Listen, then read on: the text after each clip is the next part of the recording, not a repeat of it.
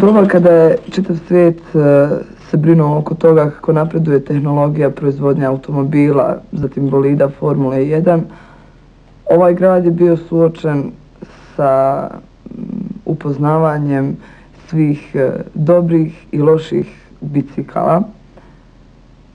Koji je bolji, koji ima više brzina, koji može više povući. Smišljane su razne naprave da se smjesti što više tereta, što više kanistera, a pritom su i razvijane velike fizičke sposobnosti vozača bicikla ili biciklista, s obzirom da su pod jako velikim teretom morali razvijati jako velike brzine da bi prešli sve one sarajevske raskrsnice.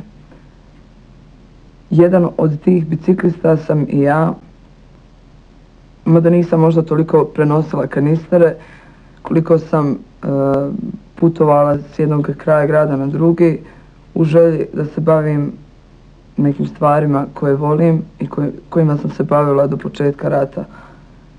Išla sam u baletsku školu i nekoliko kilometara je dijelilo mjesto gdje su se održavali naši časovi od mjesta gdje sam stanovala. Biciklo je bilo dio mene.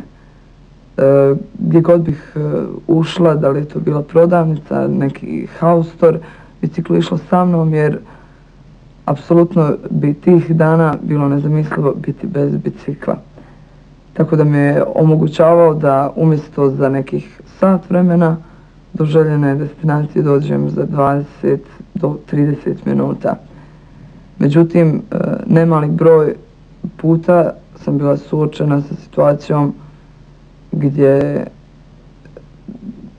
je zaista bilo suludo preći avionom, a kamoli biciklom, određene dijelove koji su bili pod redovnom snajperskom paljbom.